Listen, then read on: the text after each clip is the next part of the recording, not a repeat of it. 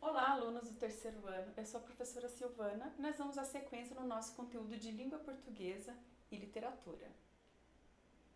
Então, vamos ver qual é o conteúdo que nós vamos estudar hoje? Continuando com o conteúdo de literatura, nós vamos ver o modernismo. Seguindo no modernismo, nós vamos continuar e vamos entrar ali na geração de 22. Que geração foi essa? Nós vamos ver os principais autores, os que contribuíram muito. Não que os outros não tenham contribuído, mas esses foram especiais.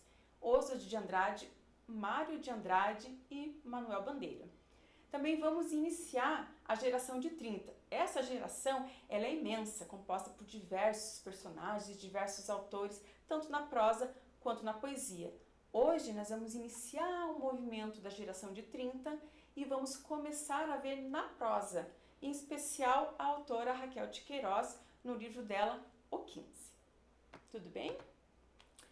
Só retomando, pessoal, um assunto bem especial quanto à aula 2, aula passada. Ocorreu um probleminha ali num exemplo, eu quero aproveitar essa aula para já fazer a correção, para não ficar com nenhum problema aí, tá bom? Então vamos relembrar o conteúdo da aula passada. Na aula passada nós estávamos trabalhando ali com a concordância e eu dei este slide como um exemplo para vocês. Olá, número 1. O adjetivo concorda em gênero e número quando se refere a um único substantivo. Então eu coloquei este exemplo. As mãos suaves acariciavam o cãozinho. Quero saber de vocês. Qual está o problema aí dessa frase, gente? Pensa um pouquinho aí e vocês me informam. Então, pensaram? Olhe lá. Vejam que embaixo eu dei uma outra frase para vocês. As mãos bonitas acariciavam o cãozinho. Qual é a diferença aí? Acontece que no exemplo de cima, ali, as mãos suaves, tudo certo. Mãos é substantivo feminino plural. E pela regra, o adjetivo tem que concordar também. O adjetivo tem que ser um adjetivo feminino plural. Acontece que suave é um adjetivo biforme. O que é um adjetivo biforme, professora? É aquele adjetivo que ele vai atender tanto a substantivos masculinos quanto os adjetivos femininos. Então eu preferi colocar hoje na correção um adjetivo que faça a concordância certinho para vocês no feminino. Por isso que embaixo eu coloquei para vocês. As mãos bonitas acariciavam o cãozinho. Olha lá, mãos, substantivo feminino plural. Bonitas, aí sim, né? A gente tem a concordância bem perfeita ali de adjetivo feminino plural. Ok, pessoal? Então essa é uma correçãozinha da aula passada que nós estudamos concordância. A aula passada também, o que nós vimos? Modernismo. A gente começou a entender o que era o modernismo, o que foi esse movimento abrupto, esse movimento de ruptura que chegou para abalar mesmo, que chegou para falar, não quero mais o que está sendo produzido e daí, a partir de agora vamos fazer algo novo. E o marco inicial foi a Semana de Arte Moderna. Ali eles reuniram vários artistas na música, na literatura, nas artes plásticas, para trazer este novo. E este novo foi para chocar mesmo, foi para abalar a cidade de São Paulo. Causou estranheza, causou muitas críticas. Lógico que de cara muitos não gostaram. Com o tempo, eles se tornaram o que nós temos hoje de literatura, né? Porque o modernismo se estendeu, porque nós temos aí até hoje, né? É nosso movimento literário. Depois que passou essa primeira fase ali da Semana de Arte Moderna, passou por vários movimentos, as revistas que foram divulgar essas ideias desses grandes artistas, que esses grandes artistas tinham um turbilhão de coisa para expor. Eles queriam mostrar o que aconteceu tanto na Semana de Arte Moderna, tanto o que eles sabiam, o que eles queriam colocar para as pessoas. Então eles divulgaram em revistas, a principal revista é a Claxon, né? Daí a gente teve outras revistas, Antropofagia, o movimento antropofágico, que é extremamente importante, porque nesta aula a gente vai retomar essa coisa da antropofagia, que é muito, muito importante, como outros movimentos, o verde amarelista que teve e tal. Agora, vai pensar o seguinte: acabou a Semana de Arte Moderna, a gente tem a nossa primeira fase, a nossa primeira geração, que a gente chama a Semana de 22. 22 porque a Semana de Arte Moderna se deu no ano de 1922. E eu coloco no slide ali para vocês uma imagem do autor Mário de Andrade. Essa imagem foi tirada de uma exposição feita pela USP, dos 70 anos da morte dele. E eu coloquei também um trecho ali falado por Mário de Andrade. Por muitos anos, procurei-me a mim mesmo.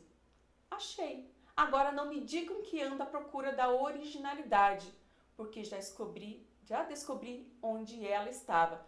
Pertence-me, é minha. Então esses autores estavam à busca do quê? Dessa originalidade, dessa produção nova.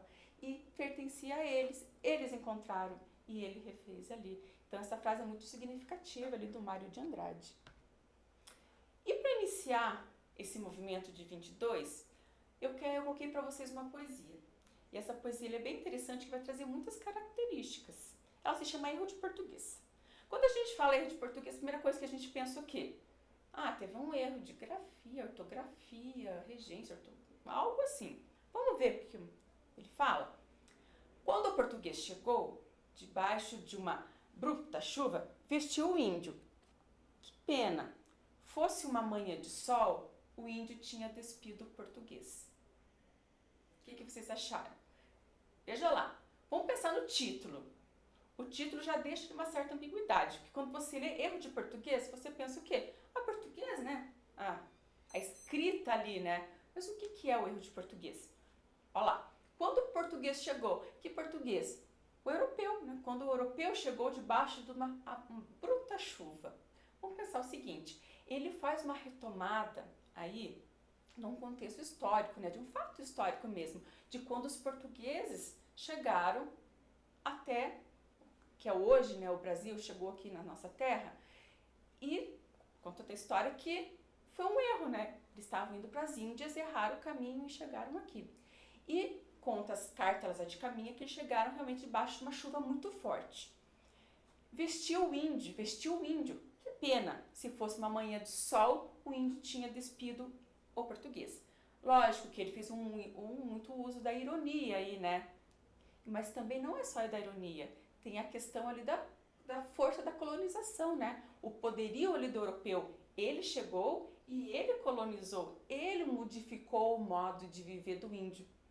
Porque ele faz a brincadeira, se fosse realmente um dia de sol, teria o índio despido o português. Essa poesia vai trazer essa questão do nacional, né, da nacionalidade, como vai trazer também muita questão da ironia, que é bem interessante. No Mário de Andrade ele vai trazer muito isso, vocês vão ver muita questão da ironia, muita questão do nacional, e vai trazer muito a questão do índio também, mas diferente do índio que a gente está muito acostumado a ver, principalmente ali na questão do romantismo. Okay? Essa é uma poesia bem famosa dele e é uma poesia bem tradicional. Agora sim, vamos conhecer a geração de 22. Essa geração de 22, ela se compreendeu ali de 1922 a 1930. Ela é conhecida como a fase heróica. Por que a fase heróica? Porque ela precisou ser a fase combativa. Pensa o seguinte, você está construindo novo. Se você está construindo novo, o que você precisa? Você precisa defender, você precisa ali fazer a ruptura. E nem sempre é fácil isso, né? Então você precisa ter um posicionamento firme, mais aguerrido, sabe, mais briguento mesmo. E foi o que eles foram aqui, sabe? Então por isso que é chamado da fase heróica, eles foram os nossos grandes heróis. É um período também marcado muito pelos manifestos, pela defesa dos seus manifestos, pela produção das revistas. Isso vocês lembram lá da aula passada, o exemplo das revistas A Claxon, a revista Antropofagia. Então esses são os nossos grandes heróis, esses autores dessa primeira fase, esses autores de 22 que realmente tiveram que brigar ali para manter os seus ideais, para manter o que eles estavam compreendendo sobre uma nova posição de literatura. E as características? Sempre é bom estudar, conhecer as características do momento. Vocês vão saber que cada período literário do modernismo, cada geração, vai ter uma característica específica que vai modificar o jeito de fazer a poesia, o jeito de fazer a prosa de cada autor. Primeiro característica que a gente tem para vocês aqui é o nacionalismo crítico e ufanista. Eles vão ser nacionalistas, sim, só que num viés extremamente crítico. A poesia ali do erro de português, ele fez uma crítica à dominação portuguesa, porque o português chegou aqui, dominou o índio, e ainda modificou a tradição, a cultura, o costume do índio. Ele colocou a roupa, a veste no índio, ao invés dele ser como um índio, né? Se despir como um índio. Uma forma de ironia, mas ele fez isso. E o funista, o que é o funista? É mais exagerado, né? A gente vai ver muito isso. O romantismo tinha essa questão do exagero, que é bem forte. Valorização do cotidiano. As questões do dia a dia vão fazer parte do modernismo.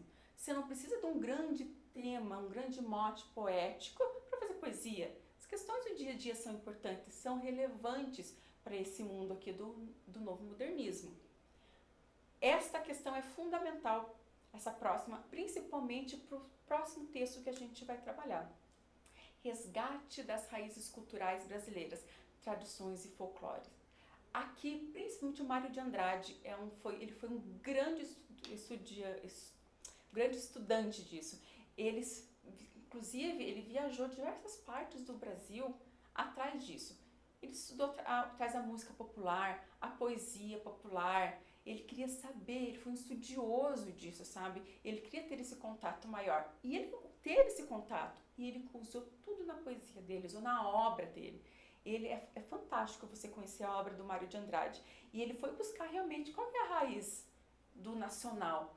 O que é o ser brasileiro? O que é o ser nacional? E ele foi buscar isso. E isso inclui culinária, inclui religião, inclui música, inclui folclore.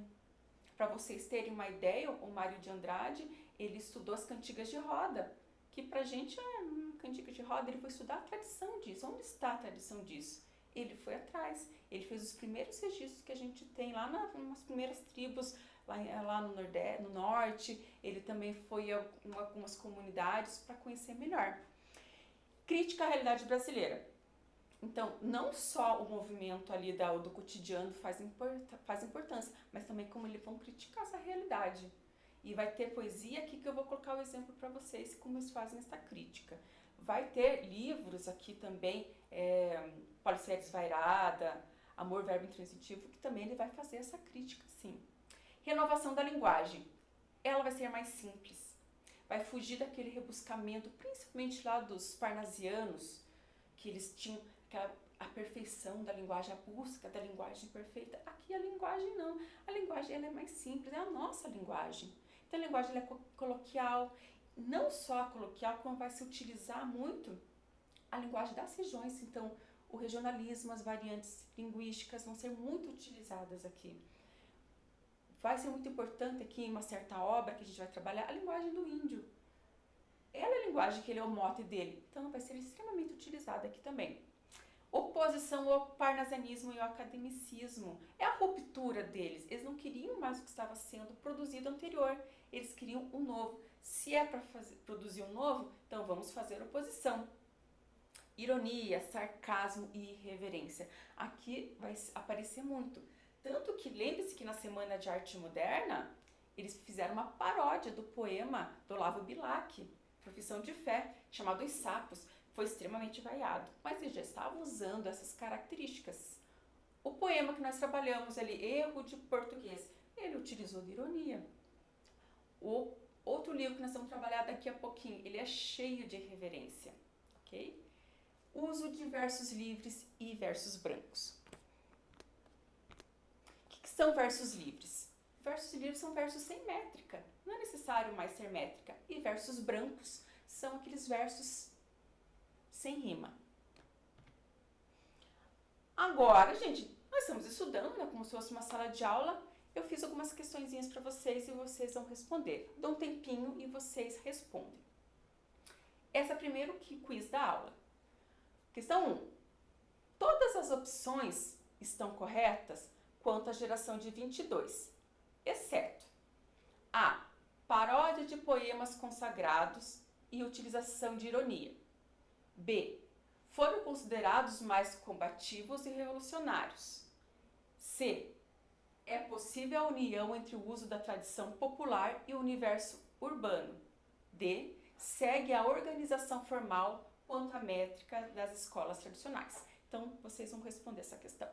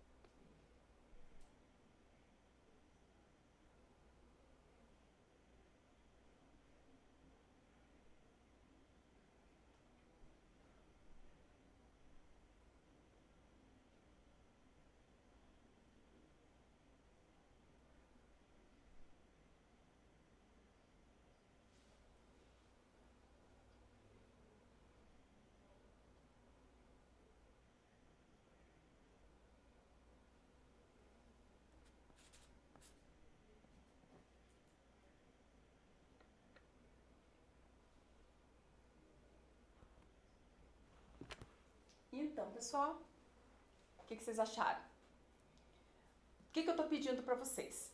Todas estão corretas, menos, então, exceto, eu peço para vocês marcarem a errada. Questão A. Paródia de poemas consagrados e utilização da ironia. Acabei de falar para vocês, né? Paródia foi muito comum, utilização da ironia também foi muito comum. Então, essa questão está certa. Questão B. Foram considerados mais combativos e revolucionários? Sim, né? Falei para vocês agora há pouco. Eles precisaram ser mais combativos, precisaram ser mais revolucionários. A questão C. É possível a união entre o uso da tradição popular e o universo urbano? Também, porque pensa, acabei de falar para vocês, eles foram buscar essa tradição popular, tanto na culinária, a cultura popular deles, a música, eles foram buscar isso. E o universo urbano, tanto que aconteceu ali em São Paulo. Então, a questão C também está correta. Então, sobrou pra gente, vamos lá ver. Segue a organização formal quanto à métrica das escolas tradicionais. Escola tradicional, as escolas tradicionais aqui seriam as escolas antigas. Vamos pensar, segue a organização formal, eles queriam manter a organização formal quanto à métrica? Não, porque eles queriam verso livre. Uma das maiores características do modernismo são os versos livres. Então, a resposta certa desse quiz é a questão D. Outra questão aqui para a gente estudar. Vício na fala. Para dizerem milho, dizem mio. Para melhor dizer mió, para melhor dizer pior. Para telha, dizem teia. Para telhado, dizem telhado. E vão fazendo telhado. Essa é uma poesia de Oswald de Andrade. Então, isso aqui a gente está vendo um poeta bem importante também. E o que essa poesia, ela retrata, gente? Olha lá, para dizer em milho, dizem mio. Podem dizer mió, pió, telhado. Então, o que ela retrata? Também uma brincadeira que ele faz com o uso das palavras. Também faz uma ironia. Pode também estar fazendo um questionamento quanto ao preconceito linguístico, né? Porque gramaticalmente, se você for pensar na norma culta, não é certo falar mio, mas a comunicação está sendo feita, né? A pessoa que está falando, ou a pessoa que está ouvindo, está compreendendo. Mas o que ele faz aqui também? Quero que vocês prestem atenção ali no final, último verso. E vão fazendo o telhado. Quem que vai fazendo o telhado? Lembra-se que uma das características lá do modernismo era a ascensão de uma nova burguesia industrial? Surgia a burguesia industrial, mas também surgiam os operários. E ele havia uma crítica muito grande entre essas novas classes. Então, ali ele fala Para telhado, dizem telhado. E vão fazendo telhado. Quem vão fazendo telhado? São os operários. Então, mais uma vez, ele faz uma análise aí, não só linguística, né, do uso das palavras, como ele também vai fazendo sobre a categoria, né? Quem está falando, quem está fazendo sobre isso. Então, essa é uma poesia aqui do Oswald de Andrade. Vamos conhecer o Oswald de Andrade. Olha a foto dele, ele bem bonitinho, essa foto dele dele mais jovem, né? Então, ele foi um dos principais participantes da Semana de Arte Moderna. Ele foi uma das cabeças pensantes ali deste movimento. E ele vai trazer o quê? Que ideia que ele vai trazer? O nacionalismo das origens, mas uma visão muito crítica da nacionalidade brasileira, da realidade brasileira. E um grande exemplo é esse poema que eu coloquei para vocês, O Vício na Linguagem. Ele vai fazer essa crítica da sociedade brasileira, a grande burguesia e os operários. Então vai estar sempre pertencente aí essa poesia. E ele também vai ser um dos adeptos do uso de paródia e ironia. Sempre esses autores vão gostar muito disso. Olhe lá o Oswald de Andrade. Ele vai ter muito uma questão que na década de 60, 70 vai sendo utilizada. Ele vai ser um dos cabeças pensantes ali do movimento antropofágico e ele vai influenciar muito o movimento musical no Brasil chamado tropicalismo. Gilberto Gil, Caetano Veloso, Gal Costa, esses autores, esses músicos, perdão, eles vão se apropriar desses ritmos e eles vão fazer a antropofagia. O que é a antropofagia? Eles vão trazer esse rock, o rock internacional, e vão misturar, engolir, né? Eles vão fazer essa questão, vão se comer esse ritmo internacional e vão transformar esse ritmo internacional misturando com os ritmos nacionais da música brasileira. Então, neste movimento ali dos anos 60, vai ter uma modificação na música muito grande. O que é? São as misturas. Então, mistura o rock, mistura a guitarra com sons, com percussões nacionais. E isso eles vão trazer muito das ideias lá do movimento antropofágico do Oswald de Andrade. Então, vê como a arte caminha junto? A literatura não está só ali no mundinho da literatura, ela vai passar para vários outros campos da arte. E a música se agregou muito disso também. Aqui eu coloquei para vocês algumas obras do Oswald de Andrade, só para vocês conhecerem a fim de pesquisa, se vocês quiserem. Então, ele tem os manifestos. Lembram lá na aula passada que eu passei os manifestos para vocês? Então, olha lá, só ele escreveu 2 manifestos. O Manifesto Pau-Brasil e o Manifesto Antropofágico. Depois ele tem poesia, teatro e prosa. Sendo que na prosa, os livros mais importantes dele, mais famosos, Memórias Sentimentais de João Miramar e Serafim Ponte Grande. Ok, pessoal? E agora mais um quiz, lógico que vocês têm que trabalhar um pouquinho mais também. Esse quiz é em específico aqui do Oswald de Andrade, ok? Então, vamos lá. A obra de Oswald de Andrade está relacionada à denúncia da seca nordestina, B, poemas líricos com grande influência simbolista, C, uso da linguagem coloquial, questão D, sua literatura resgata a ideia do indianismo romântico. Então, vamos lá, pessoal, dá um tempinho aí para vocês responderem esta questão.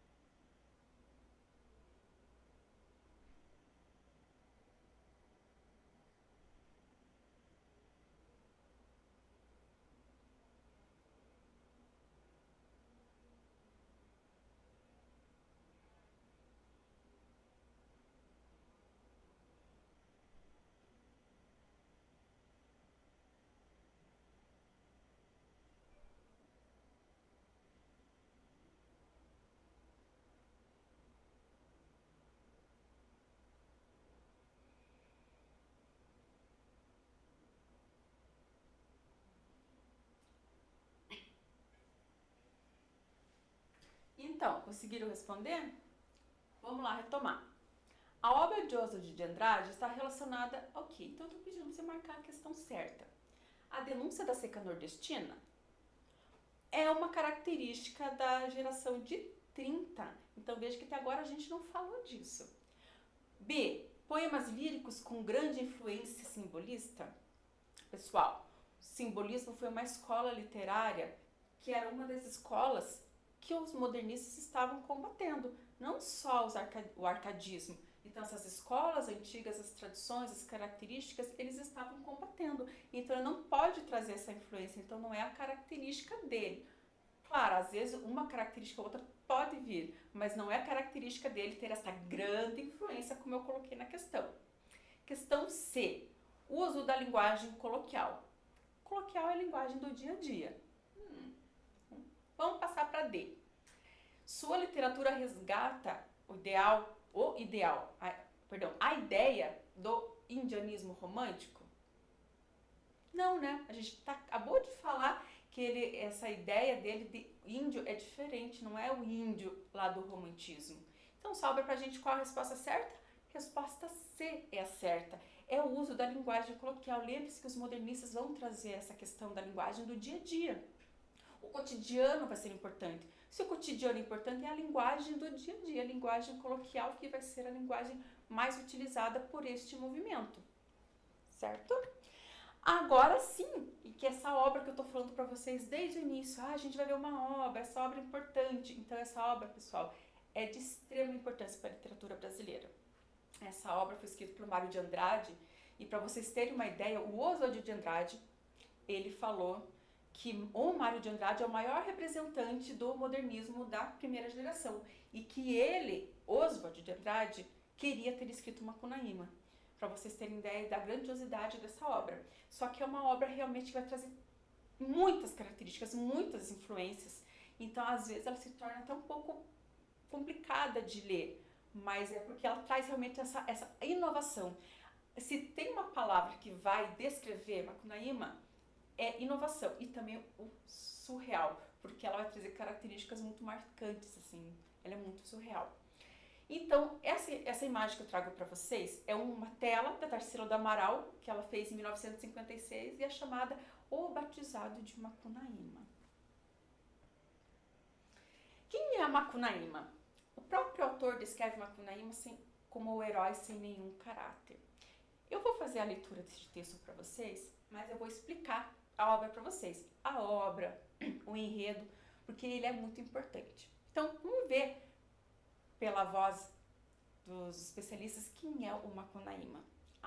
Essa imagem que tem para vocês é cartaz do filme, porque existe o filme que no final eu até vou dar uma indicação, vou passar o link para quem quiser, tiver interesse de ver. Esse filme é de 1969. Então, Macunaíma, o herói sem nenhum caráter. Macunaíma é a obra mais conhecida de Mário de Andrade. Para escrevê-la, o autor se baseou na obra etnográfica Van Roraima zum Orinoco, do pesquisador alemão Koch Grünberg, que no período de 1911 a 1913 havia recolhido a lenda de Macunaíma entre os índios tulipanguês e recunás da Amazônia brasileira e venezuelana. Então é o seguinte, pessoal, o Mário de Andrade é um estudioso dos povos indígenas, da linguagem, da tradição, dos folclores, dos mitos. Ele é um grande estudioso. Como ele é um grande estudioso, ele ficou conhecendo esse material desse estudioso alemão, o Koch Grünberg. O que esse cara fez? Ele foi para tribos isoladas, lá do Roraima, Rondônia, e ele conseguiu adentrar nessas tribos e fazer pesquisa mesmo. Como era a convivência, a alimentação, a vida, o dia a dia. E foi este estudioso alemão que ele descobriu o mito do Macunaíma. Macunaíma quer dizer o grande mal. Então, esse mito, o Mário de Andrade conheceu através da obra deste estudioso alemão.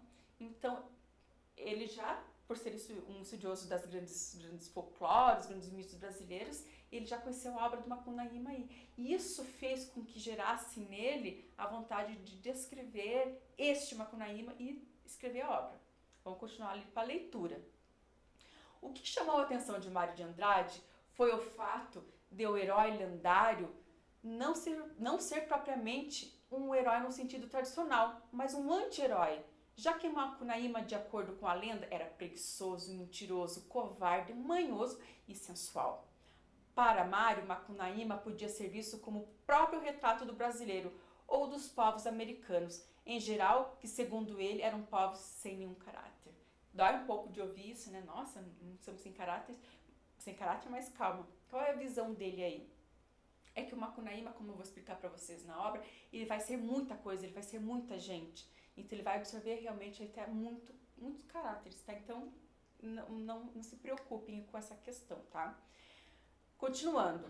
A lenda de Macunaíma original, Mário de Andrade acrescentou várias lendas brasileiras, vários causos, anedotas, provérbios e aspectos contrastantes da realidade brasileira, como a floresta e a cidade. Por causa da diversidade de histórias que a obra reúne, o autor preferiu chamá-la de rapsódia, já que o termo pode significar tanto uma epopeia, quanto, por analogia com a música, uma composição formada por várias melodias populares. Então, o que é uma rapsódia? A rapsódia é como se fosse uma colagem de diversos termos, uma colagem de diversos outros significados. Então, ele não é um romance, ele é uma rapsódia, porque dentro dela vai ter ficção, vai ter mitos, vai ter lendas, vai ter outras histórias reais. Então, ele faz uma colagem de diversos fatos e diversas histórias. Por isso é chamado de uma rapsódia. Do ponto de vista linguístico, a obra reúne uma profusão de variedades linguísticas, como a presença de regionalismos, de gírias de linguagem acadêmica tratada como paródico e irônico. Então, Macunaíma vai ser a grande revolução, a grande inovação na literatura brasileira. Ele vai trazer os grandes estudos dele, os estudos lá de lendas, o estudo dos mitos, ele vai absorver tanto os estudos do alemão, lá do Koch, que eu falei para vocês, como os estudos que ele realmente fez. O que acontece aqui? Por que a ideia do Macunaíma ser um grande herói? Primeiro que você imagina que os heróis do cinema, né? Vamos pensar nos grandes heróis ali do cinema, os heróis europeus. Geralmente eles são bonitos, né? Eles são fortes, eles têm muito caráter, eles têm brio. Mas o Mário de Andrade vai descrever o nosso herói como um anti-herói. É um herói que tem falhas, muitas falhas, mas diversas falhas. Ele é um herói preguiçoso. Ele passa a vida numa rede. Ele nasce numa tribo indígena, mas ele é negro. Ele é negro, mas ele é índio. E ele passa a vida dele numa rede. Ele vai começar a falar, pra você ter uma ideia, aos 6 anos de idade. E sabe o que ele fala a primeira coisa? Ai, que preguiça. Ele só sabe falar isso. Ai, que preguiça. Ele também tem a questão da sensualidade. Ele é muito aflorado, isso nele desde pequeno. Tanto que ele vai trair o irmão dele, né? Ele vai ter um caso ali com a esposa do irmão. Então, ele realmente não tem caráter. Ele trai, ele fala mentira, ele é debochado, é tudo que você pode imaginar. Mas ele também vai lutar pelo que ele quer. E ele vai amar também. Então, todo herói tem seu lado bom, tem seu lado ruim. Outra questão que a gente pode trabalhar muito é a questão da miscigenação, a questão da identidade. É muito importante, porque o Macunaíma, ele vai representar muita coisa. Vamos pensar assim, ele nasce numa tribo indígena e ele é negro. E ele apronta muito, e daí ele conhece a Si, que é a rainha do mato, lá, a rainha da selva. E eles se apaixonam e eles têm um filho. Só que o filho morre ainda criança. A Si, de tristeza, ela morre, só que ela se transforma numa estrela. O corpo dela se transforma numa estrela. Antes dela morrer, ela dá para o Macunaíma um amuleto chamado Muiraquitã. É um amuleto da sorte. E ele se apega a esse amuleto. E por esse amuleto, ele vai fazer todas as estripulias possíveis. Aí você vê que o herói não é só o anti-herói, ele também vai lutar por aquilo. Só que acontece o quê? Ele perde esse amuleto. Ele perde esse amuleto para um monstro, aí desse amuleto vai parar nas mãos de um gigante, que é chamado... Deixa eu pegar o nome aqui, que eu sempre esqueço do nome dele. O gigante de Venceslau Pietro Pietra. Esse gigante é representação daí do capitalismo, né? Porque esse gigante, ele é um italiano que mora em São Paulo. O que o Macunaíma faz? Vai para São Paulo com seus irmãos para recuperar o Muiraquitã. E esse trajeto, gente, acontece tudo de surreal. Aí são várias características que a obra traz lá até das vanguardas europeias. E uma das principais características, das principais loucuras que acontecem na obra, a que mais me chama atenção, primeiro, o Macunaíma ele se metamorfeia em animais, num pato. Tem hora que ele vira um príncipe, mas a parte que mais chama atenção, pessoal, é uma parte que estão no trajeto e eles encontram uma fonte. Essa parte é muito simbólica e até muito chocante para algumas pessoas. Ele entra na fonte, ele é o primeiro a entrar. Dessa fonte, ele que é índio, mas é negro, ele sai branco. Sai da fonte branco. Entra o seu segundo irmão. Ele entra na fonte, só que já tinha menos água, a água já estava um pouquinho mais turva. O irmão dele, de negro, ele fica com uma cor mais amarelada, assim, mais pardo, assim. E daí ele fica como se fosse uma representação realmente do índio, né, que a gente tem. O terceiro irmão, quando vai entrar na fonte, já não tinha mais água. E ele consegue molhar os pés assim, e as mãos, mas ele continua negro. Então, ali o Mário de Andrade faz a representação da miscigenação brasileira, né? O branco, nós temos o índio e nós temos o negro. Ele usa isso de uma forma irônica, uma forma para chocar realmente, uma Macunaíma. Lá no final, o Macunaíma passa por várias histórias. No final, ele consegue recuperar o Muiractã do gigante, ele perde de novo o Muiractã. Bem no finalzinho, uma cena assim que é bem importante para a obra, aparece ele sem Muiractã e sem uma perna, porque durante uma briga lá ele come a perna dele. E ele retorna, ele está na sua terra natal e ele vê que estava lá todo detonado e ele vê que já não tem mais a sua tribo, já não tem mais a sua casa, ele não tem mais a sua família, ele está sozinho. Tá só ele contando a história para alguns animais que vão embora e fica só um papagaio ouvindo a história dele. No final, gente, ele vai embora, ele morre, mas ele não morre, ele se transforma, ele faz uma metamorfeia assim, e ele vira o quê? A constelação da Ursa Maior, gente. Olha aí, vários mitos, várias histórias e várias lendas colocadas. Até o Curupira aparece no Macunaíma. E ele vai embora, se transforma na Ursa Maior. E no final a gente descobre quem é o narrador. Só no finalzinho a gente descobre quem é o narrador. E sabe quem é o narrador, gente? É o papagaio. É o papagaio que depois se descobre que ele está contando toda a história para o papagaio. Então essa obra, Mário de Andrade, reúne tudo que ele pode reunir de inovação. Ela é extremamente chocante, tanto que causou até uma invejinha ali no Oswald de Andrade, porque o Oswald de Andrade queria ter escrito essa obra, pessoal. Então vale muito a pena. Aqui tem o enredo que eu acabei de contar para vocês. Mário de Andrade. Tudo que eu já expliquei. A obra eu coloquei só para vocês conhecerem. E o quiz. Assinale a alternativa correta sobre a obra Macunaíma. A crítica de linguagem popular. Essa obra retrata a obra correta. Marque a alternativa correta. A crítica da linguagem popular. Essa obra retrata o indianismo como romantismo. O índio, né, como romantismo. Macunaíma era trabalhador, honesto e muito esperto. A aproximação da língua escrita e linguagem falada.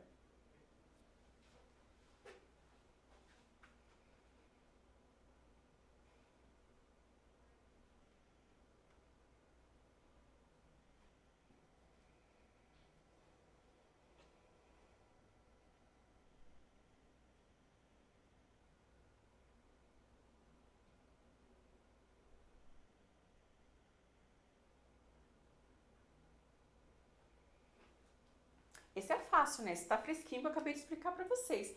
Qual é a alternativa correta aí que a gente tem, hein? A crítica da linguagem popular? Não, porque ele usa a linguagem popular. Essa obra retrata o indianismo como no romantismo? Não. Lembra que no romantismo o índio era idealizado? Aqui não. Macunaíma era trabalhador, honesto, esperto? Jamais. A aproximação da língua falada com a língua escrita? Perfeito. Lembra que eu falei para vocês que tem que ter a linguagem do índio? Então a resposta certa é a D. E um poeminha, o pneumotórax. Febre, hemoptise, dispneia, suores noturnos. A vida inteira que podia ter sido e que não foi. Tosse, tosse, tosse. Mandou chamar o médico. Diga 33, 33, 33, 33. Respire. O senhor tem uma escavação no pulmão esquerdo e o pulmão direito infiltrado. Então, doutor, não é possível tentar um pneumotórax? Não, a única coisa a fazer é tocar um tango argentino. Aí tem uma outra poesia que também trabalha com a questão do humor, que é o pneumotórax. De qual poeta? Esse poeta que a gente vai ver aqui é o Manuel Bandeira. Manuel Bandeira era um poeta que sofria muito tinha problemas de saúde, problemas no pulmão. Então todas essas questões deles, essas angústias, vão estar na obra dele. Nessa obra, o pneumotórax, os problemas do pulmão dele. Inclusive, ele escreve Vou-me embora para Passárgada, que é uma poesia extremamente famosa porque é a questão da fuga. Olha o que ele fala, vou-me embora para Passárgada, lá eu sou rei, lá eu tenho a mulher que eu quero. Porque lá ele é feliz, porque aqui ele não é feliz. Aqui ele é doente, aqui ele tem uma vida de privações. Então eu coloco aqui um pouquinho do Mário de Andrade para vocês, Manuel Bandeira, para vocês conhecerem. E aqui as obras deles, para vocês verem que apesar da doença, ele escrevia uma infinidade de obra. E a nossa geração de 30, que é conhecida como a geração do regionalismo, das críticas sociais, da seca, do sertão, é uma obra extremamente importante, que é uma obra que já estava estabilizada, uma obra que não precisou brigar tanto como a obra passada. O que falava sobre o 15? A seca. E novembro entrou, mais seco e mais miserável, fiando mais fina, talvez por ser um mês de finados, a imensa foice da morte. Para mostrar para vocês que o livro vai falar extremamente de uma seca do sertão. O sofrimento, desejo de se entregar numa natureza diferente daquela que o cercava, de crescer, de subir, de bracejar, num amaranhado de ramos que se sentir envolto em grandes flores macias, de derradeira seiva, de seiva viva e forte que o encandecia e tonteava, mas o descanso amolentava. Recordando a labuta do dia que eu dominava, agora era uma infinita preguiça da vida, da eterna luta com o sol, com a fome e a natureza. A fome, gente. Chegou a desolução da primeira fome, vinha seca e trágica, surgindo do fundo sujo dos sacos vazios, na descarnada nudez das latas raspadas. Mãezinha, cadê a janta? Cala a boca, menino, já vem. Vem lá o quê? Angustiado, Chico Bento apalpava os bolsos. Nem um triste vintém azinhavrado. Lembrou-se da Rede Nova, grande de ilícias que comprara em Quixadá por conta do Vale de Vicente. Tinha sido para a viagem, mas antes de dormir no chão do que ver os meninos chorando com a barriga roncando de fome. Ele vai tratar também da seca, da fome que essas pessoas passavam. E o retirante.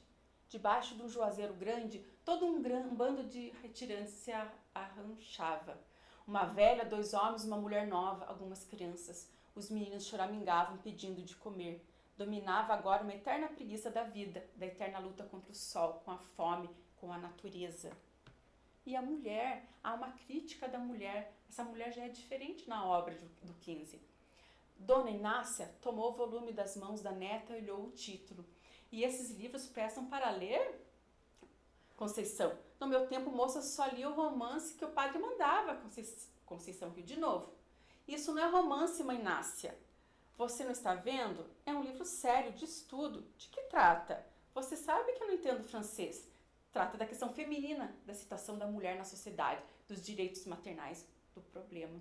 Então aqui a gente traz a mulher, não é mais aquela mulher submissa, traz uma mulher que quer uma vida próspera, uma vida independente e uma crítica social muito grande. Conceição passava agora quase o dia inteiro nos campos de concentração, ajudando a tratar, vendo morrer as centenas de criancinhas lazarentas e trôpegas que os retirantes atiravam no chão, entre os montes de trapos, como um lixo humano que aos poucos se integrava de todo o imundo ambiente onde jazia. Os campos de concentração era onde o governo colocava os retirantes que saíam do interior e iam para a capital, Fortaleza. Porque a obra, o 15, vai falar sobre o quê? A grande seca do sertão. E Raquel de Queiroz escreveu esse livro, gente, aos 20 anos. O que eu fazia meus 20 anos, né? Aos 20 ela já escreveu um dos maiores livros da literatura brasileira. Então foi essa mulher maravilhosa aí que escreveu essa obra com caráter social, de denúncia, de crítica, e ela conta uma narrativa perfeita, uma narrativa que humaniza, não é aquela narrativa romantizada, que é aquela narrativa que te humaniza. Pessoal, eu deixo um quiz para vocês responderem sobre a obra. Sobre a obra, o 15, qual alternativa está correta? A estética e o tema estão relacionados à proposta da geração de 22? Faz a denúncia dos diversos problemas sociais vividos na Grande Seca? Apresenta relações sociais somente da seca e da miséria? Diferente das obras de Oswald de Andrade, a linguagem de O 15 é focada na norma culta? Pensa lá um pouquinho, gente.